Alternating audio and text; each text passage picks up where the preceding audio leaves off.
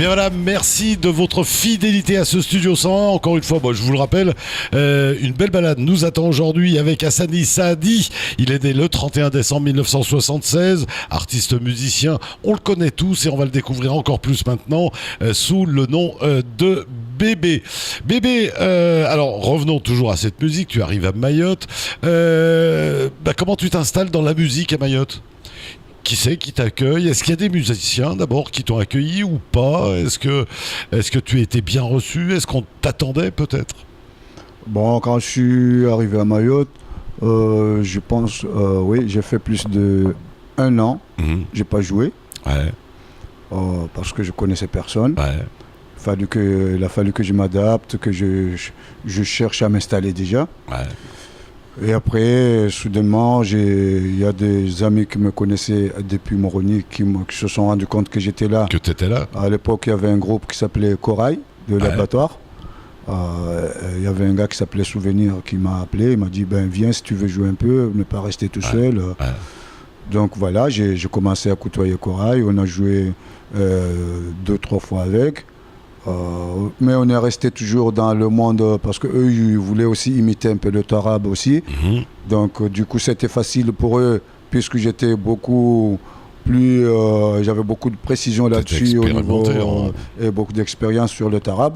Donc c'était facile pour eux parce que il y avait que lui qui était dans ce groupe qui avait vraiment de l'expérience du tarab. À ce moment-là, on a été 2. Après, je trouvais qu'il y en avait encore 2 qui étaient là, mais qui n'étaient pas souvent. Donc, on a joué. Et arrivé un moment, j'ai senti que j'avais besoin d'autre chose. Parce que, je me suis dit, je quittais les Comores, j'ai quitté le Tarab. Je ne vais pas suivre encore ça ici. Bien sûr. J'avais envie de découvrir la musique mahoraise. Parce que, mine de rien, la musique mahoraise, depuis que j'étais à Moroni, j'ai adoré ce qu'on appelle le Wadaha. En fait, là-bas, on dit le Wadaha, mais ici, ça s'appelle le Mgojo. Mais j'adorais ce rythme. Du coup, je me suis dit, il faut que je change. J'ai envie de jouer autre chose, de vivre autre chose et de me mélanger avec la culture mahoraise. Du coup, j'ai arrêté avec Corail. J'ai resté encore à peu près 1 an ou 2 ans. Non, plus. Parce que je me suis remis à jouer. En fait, avec Corail, j'ai joué en 96-17. Après, j'ai arrêté. Et j'ai attendu jusqu'à 2000 pour recommencer. Donc voilà. Donc ça a été vraiment en pointillé. Et même quand les grands frères venaient des Comores, les Malèches, tous ces gens-là, ils venaient pas faire appel à toi à cette période-là? Non, à cette époque, là, il n'y avait pas encore Malèche qui venait. Parce qu'après, tu as joué avec tout le monde. Parce que, à cette époque-là, il n'y avait pas encore les Malèches, tout ça. Malèche, il était en France, je pense, parce que l'album qui venait de sortir, j'étais à Mayotte, déjà son premier album, il a sorti. Ici, à ce moment-là, les gens qui étaient ici, après il y avait Sultan qui faisait le tarab aussi. Sultan, exact. On a joué avec Karim Sherif, Hamid, Gigi et compagnie. Donc après Sultan, j'ai repris. C'est là où j'ai eu la chance de commencer à faire vraiment la musique un peu mélangée, et je peux dire la musique mahoraise, avec Barré. Quand il est revenu du métropole s'installer, le premier tournée qu'on a fait Caribou, c'est là où j'ai commencé, j'ai mis la force vraiment de vouloir faire la musique. Et il me semble que c'est à cette période-là qu'on s'est rencontrés, qu'on a commencé à se croiser tous les deux. Donc au début, ça n'a pas été si évident que ça, la musique à Mayotte. Non, alors qu'on aurait cru que arriver dans un pays tel que Mayotte, qui était resté dans la France, on aurait cru qu'il y avait plus de moyens autour de la musique. Je peux dire que les moyens, il y en avait, ou il y en a. Le problème, c'est pas ça, c'est que on est, même ici, quand je te parle du monde associatif, comme chez nous, même ici ça existe. Moi, quand je suis arrivé à l'abattoir, j'ai trouvé il y avait les Kinga, il y avait les Kinga, il y avait les Corail, mais on est resté, les Rapaces, on est resté toujours sur la culture, ou je peux pas dire, je sais pas si c'est la culture, mais il y a du mal qu'un musicien de Viking se rend au studio de Corail pour aller assister à une répétition. Sinon, on se demande, mais qu'est-ce qu'il fait là, lui? C'est un espion. Donc, je me suis retrouvé que le système que j'ai quitté là-bas, je l'ai retrouvé encore ici. Voilà. Ce qui veut dire qu'on est sur la même culture. Tout à fait. Donc, maintenant, ce que je voulais, moi, c'est de trouver un groupe qui est capable de partager, de s'exprimer, de donner l'énergie à quelque chose qui évolue. Ouais. Donc, du coup, moi, quand Barré est venu, ils avaient... D'ailleurs, moi, je n'étais pas programmé à jouer avec eux. Eux, ils avaient calé leur tournée depuis Métropole. Mais un jour, il est tombé sur moi et il m'a dit, là, on est venu faire une tournée, mais les musiciens qu'on a prévu faire, il y en a un qui a un problème, est-ce que tu peux Il a lâché. Je dis, moi, votre musique, je ne la connais pas, il m'a filé le CD, je suis allé écouter, et on a commencé. On a commencé à travailler au biais de Alpha, qui m'a beaucoup aidé aussi au niveau rythmique, parce qu'on peut être bon musicien qu'on veut, mais à chaque pays qu'on s'y rend, ils ont leur propre musique. Bien sûr. Et puis chaque artiste aussi. Chaque artiste a sa façon de s'exprimer. Du coup, Alpha m'a beaucoup aidé là-dessus pour pouvoir m'intégrer à la musique mahoraise. C'est vrai que lui, comme toi, vous avez cette facilité de vous adapter à plusieurs artistes. Chose qui n'est pas évident dans la musique. C'est pas évident, mais bon, comme on le sait, musicalement, la première chose, c'est la volonté. Moi, je pense que c'est la volonté. Il faut avoir de la volonté, que j'ai envie de faire cette chose. Nous, on a déjà l'avantage qu'on travaille beaucoup plus avec l'oreille. C'est bien quand on le fait avec l'écriture, mais avec l'oreille, ça va vite, parce que c'est un son, c'est un travail du son. C'est pas un travail de lecture ou c'est un travail du son. Donc, quand on arrive à saisir vite fait le son, ça veut dire qu'on est capable de faire quelque chose. Parce que moi, on m'a donné une seule technique. On m'a dit, la seule chose que tu peux faire avec la bouche, tu peux le faire avec tes mains. Tout à fait. Donc, moi, quand je travaille, on me donne un rythme. Quoi qu'il en soit ce que je vais entendre, je vais le faire d'abord dans ma bouche. Donc, je sais que... Et après, ça passe aux mains. Quand je le fais, j'attends, ça sonne comme je le fais. Donc, moi, c'est comme ça que j'ai évolué. Et Alpha m'a beaucoup aidé là-dessus, parce qu'il m'a donné beaucoup plus de technique, puisque Alpha, c'est quelqu'un de très expérimenté. Il a joué avec beaucoup de grands. Donc, je me suis mis à son côté pour pouvoir apprendre aussi des choses, et franchement je le remercie aujourd'hui. C'est vrai que c'est un vrai maître, on peut le reconnaître comme étant un vrai artiste et un vrai maître. Et donc alors avec Barré, il y a aussi ce tournant vers la musique internationale quand même. Parce que bien sûr il faisait du Mgodro, mais là aussi après tu as évolué, tu es parti vers un petit peu la world music quand même. Ouais, en fait après Barré, il y a eu un suivi, parce qu'après il y a eu Lima Wild qui est venu s'installer. J'étais parmi ses premiers musiciens qu'on a fait son première tournée. D'ailleurs, depuis que je suis à Mayotte, ça fait 20 ans, je te dis, c'est avec Lima Wild, c'est la seule personne que j'ai fait un concert à Pamandzi, et que j'ai vu que la JP a été plein à exploser. Plein à craquer. C'est la première fois que j'ai vu ça de ma vie. C'était encore l'ancien JP, je parie. C'est le seul concert que j'ai vu qui a marché à Pamandzi. Vraiment plein. À part les concerts gratuits qui se passent devant RFO, mais c'est le seul concert qui a été payant que j'ai vu à Pamandzi, qui avait beaucoup de monde. Donc Lima, la grande sœur. À l'époque, il y avait l'énergie et l'envie de faire quelque chose. Franchement, je pense qu'entre 2000 et 2005, 6, 7, c'est là où il y avait, où la culture mahoraise, la musique mahoraise a évolué, a bougé. À partir et c'est vrai, grâce à des femmes comme Lima, grâce à des gens comme Diniz, grâce à ces gens-là qui ont amené un souffle. Arrivé un moment, quand il y a eu cette période-là, il y avait beaucoup de mouvements au niveau musical, ça bougeait partout. Donc tout le monde se donnait l'envie de travailler parce qu'ils veulent faire un bon concert que l'autre groupe. Ce qu'il y a eu Caribou à l'époque, il y a eu le groupe Patrick et Franck, il y avait quand même toujours Papa Joe à l'époque. Oui, il y avait... non, après là, il n'y avait pas Papa Joe. Papa Joe, moi quand je suis arrivé, d'ailleurs j'avais joué un concert avec eux, c'était à Kaweni, mais c'était un concert arabe, comme je t'ai dit, avec un gars, un ancien chanteur comorien qui s'appelait Américain d'ailleurs, qui faisait le tarab aussi. Et là, Papa Joe, ça a été déjà arrêté. mais aux alentours de 2000, il y avait Caribou, Patrick, Cadence Maorez. Tout à fait. Il y avait Jean Raymond. Oui, il y avait Jean Raymond Kida, Bédia qui venait de faire son retour aussi. Et ça allait beaucoup mieux. Et on avait un CMAC qui fonctionnait. Oui, il y avait le CMAC qui fonctionnait très bien.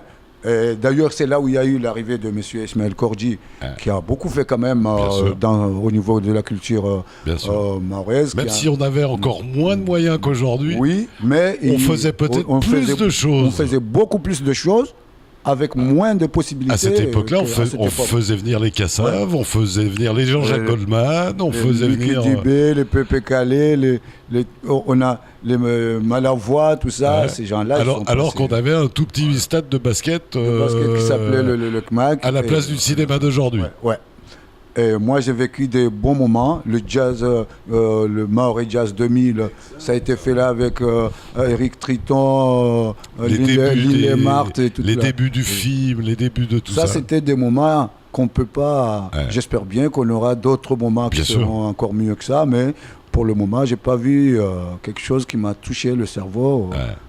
Jusqu'à maintenant, hein, parce que franchement, on a eu de bons moments. Après, on a tout ce on veut dire, mais de toute façon, un être humain, il peut pas être tout bon dans tous les côtés. Bien sûr. Il y a le côté, il y a le côté positif et le côté négatif. Bien sûr. Mais je suis confiant, en tout cas, à cette époque-là, c'est vrai qu'il y avait une énergie. Oui, c'est une époque qui a mis de l'énergie, que tout le monde avait envie d'avancer, avait envie de faire mieux que l'autre. Et même dans les soirées, je trouve que les gens sortaient. Alors, il n'y avait pas l'insécurité qu'il y a aujourd'hui, il n'y avait pas tous ces problèmes-là, mais on sortait, il y avait de l'activité, il y avait des têtes d'affiche, on voyait des vrais beaux concerts, on avait de vraies belles raisons de sortir le soir. Ouais. Donc, voilà, mais... Pas, Moi, je me rappelle de la période où je t'ai connu. J'aimerais quand même qu'on lui tire un clin d'œil. J'espère qu'il regardera cette émission. Un dénommé Cancan. Quinquin. Qui jouait de la guitare aussi. Oui, c'est comme ça que je t'ai connu. Lui, c'est un sacré chanteur aussi, qui est resté aussi dans le milieu de chez nous, le milieu traditionnel. C'est un grand chanteur chez nous. Hein. Quand tu vas chez nous, tu dis Quinquin, lui, il avait... Moi, à l'époque, j'étais encore... C'est bizarre, hein, j'étais encore tout gamin et lui, il était déjà sur scène, il chantait. Et on s'est retrouvés ici et il m'a proposé d'aller faire des petits... Et lui était déjà sorti du Touarab, il était déjà sorti de tout ça, il était déjà dans la... Ouais, en fait, lui... il est sorti, en fait, il était sorti, mais il n'était pas sorti. Sauf que lui, il aimait bien, comme je te dis... il a eu l'occasion de côtoyer des musiciens qui faisaient beaucoup de mélange. Voilà. Du coup, donc il a oublié cet esprit traditionnel local. Et il a réussi à introduire autre chose dans sa musique. Et quand il est arrivé, il a trouvé que j'étais là, il y avait Karim, il a trouvé qu'on pourrait aussi faire des choses. Donc, du coup, on s'est mis à travailler ensemble. Et c'était des moments que... Franchement, ça m'a marqué dans ma vie d'artiste. Ouais. Alors, revenons à Mayotte. Tu connais maintenant le panorama musical mahorais. Qu'est-ce que tu en penses de cette musique, de cette culture, de tout ce qu'on fait autour des artistes à Mayotte? C'est une question qui est... T'as commencé un petit peu à tourner à l'extérieur quand même, un petit peu. T'as vu d'autres concerts ailleurs. Qu'est-ce qui se passe à Mayotte? On a l'impression qu'on n'arrive pas à croire en nos artistes, qu'on leur fait pas confiance. On a des artistes qui arrivent de Madagascar qui font 12 dates. Les nôtres, ils ont du mal à en faire 2. Oui. En fait, je pense qu'il y a 2 facteurs qui font que... la musique mahoraise n'arrive pas à avancer comme nous le souhaitons. Je pense, hein, après peut-être que je me trompe, mais c'est le premier facteur, il faut que nous apprenions à nous valoriser nous-mêmes. Deuxième facteur, c'est qu'il faut qu'on apprenne à nous respecter. Et à croire en nous. À croire à ce que nous faisons.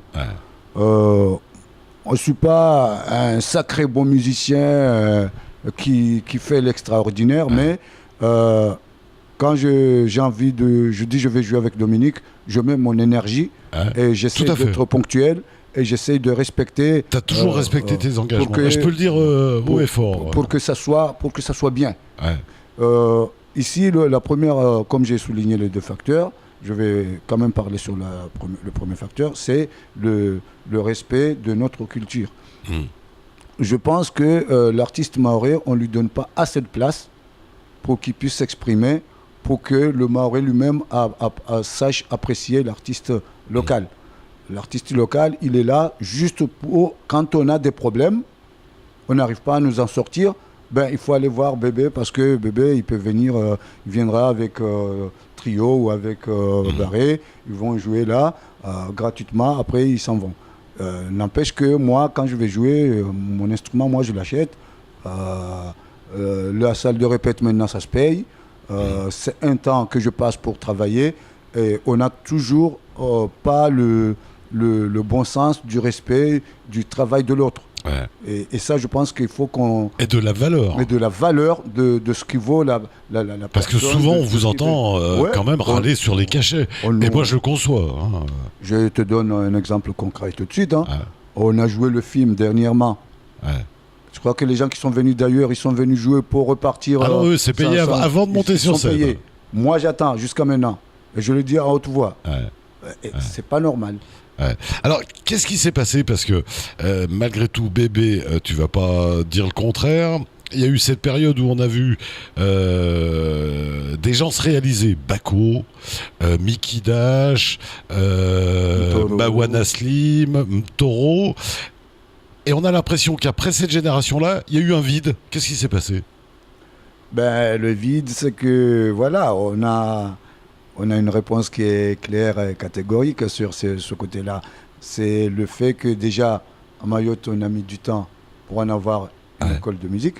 Ouais. Parce que Mtoro, Chamou, Mickey Dash et Mawana Slim Bako, tous ces gens-là, les Alpha, ils n'ont pas eu l'occasion d'aller à l'école de musique. Ouais, peut-être qu'ils ont eu des perfections après avoir pris conscience que c'est ça ce qu'ils veulent faire dans la vie. Et certainement grâce à leur collaboration avec Musica Mayotte. Voilà, certainement là-dessus. Maintenant, l'école. Ce qui veut dire que le service culturel ne faisait peut-être pas son travail. C'est-à-dire qu'à cette période-là, il aurait peut-être dû vous accompagner dans le vrai apprentissage de la musique. Je pense que oui. Je pense que oui, qu'au moment où on s'est rendu compte que maintenant on a des musiciens. Moi, je suis là, par exemple. Vous me donnez un rythme à jouer, je peux le jouer. Si tu me demandes à l'écrire. Oui, bien sûr. Je ne peux pas l'écrire parce que je n'ai pas appris à écrire la musique. Alors que si, au moment où j'avais l'énergie de faire la musique, qu'il y avait des jazzmen qui sont venus faire des ateliers et que je suis allé payer de l'argent pour aller faire ces ateliers, si on avait mis en place un système qui pourrait accompagnement aider aux artistes d'aller, ceux qui ont envie d'aller s'enrichir, d'aller apprendre quelque chose et d'améliorer ce qu'ils ont déjà. Je pense qu'aujourd'hui, on serait capable de prendre en charge nos petits frères et nos petites sœurs pour que demain, il y ait du relève au niveau de la musique. Parce que soyons honnêtes, depuis cette génération-là, hormis Bous, voilà, des gens qui se sont débrouillés tout seuls, je veux dire, il n'y a plus personne qui a explosé comme ont explosé les Mickey, les Toro et les... Mais le problème, c'est ça. Là, il y a une explosion de chanteurs à Mayotte, si on regarde très bien. Oui, voilà. Il y a une explosion des chanteurs, mais il n'y a pas une explosion des musiciens. De musiciens, c'est vrai qu'il faut faire la nuance. C'est vrai, c'est vrai. Donc, il y a des gens qui sortent des albums parce qu'ils chantent. Alors que Toro joue, Mickey joue sa guitare. Ils peuvent se débrouiller tout seuls. Ils peuvent se débrouiller tout seuls. Maintenant, ces gens-là, est-ce qu'on va regarder que ces gens-là, étant des artistes mahorais, est-ce que demain, pour représenter Mayotte au niveau musical, je pense qu'il faut qu'on voie un système à faire en sorte que demain, il y ait du relève, parce qu'il n'y a pas de batteur, il n'y a pas de guitariste, il n'y a pas de pianiste. Demain, si j'ai un concert avec Dominique et que je tombe dans les pommes, il n'y a personne pour te remplacer. Ne peut pas tourner la tête quelque part parce qu'il n'y a personne. Donc c'est un problème. Je pense que maintenant on a les moyens et les possibilités de pouvoir faire. Peut-être que dans 2-3 ans on va galérer, mais dans 5-6 ans après on aura 2 ou 3 musiciens pour nous. Ouais. Est-ce que la musique a sa place est à sa place? Moi je trouve que la musique a sa place à Mayotte. Mais est-ce qu'on l'a compris que c'est une valeur d'importation? Aux Antilles, quand ils ont vendu le zouk, ça pesait dans la balance. Hein. Économiquement parlant, donc fallait bien y croire à cette musique. Est-ce qu'on a compris? Je dirais oui. On a compris. Maintenant, parce qu'on en parle.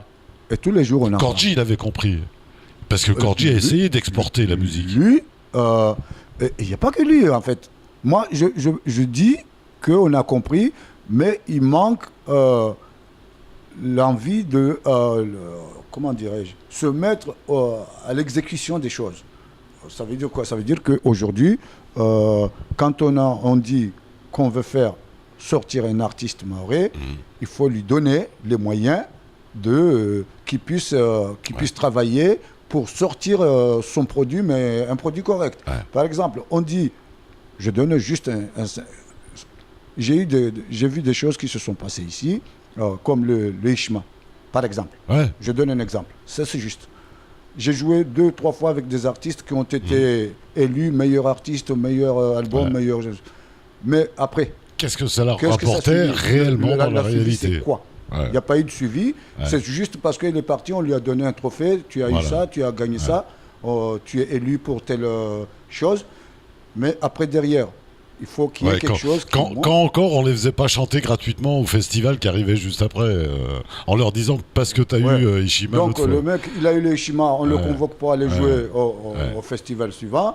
Mais, alors que là, au contraire, il aurait fallu dire bon, allez, on l'a reconnu, on le paye, il vaut tant. Mais là, on lui propose d'aller jouer gratuitement. Par exemple, c'est ça, c'est ce que tu appelles la reconnaissance. Donc, dire, moi, je trouve que la conscience de la reconnaissance musicale, on reconnaît.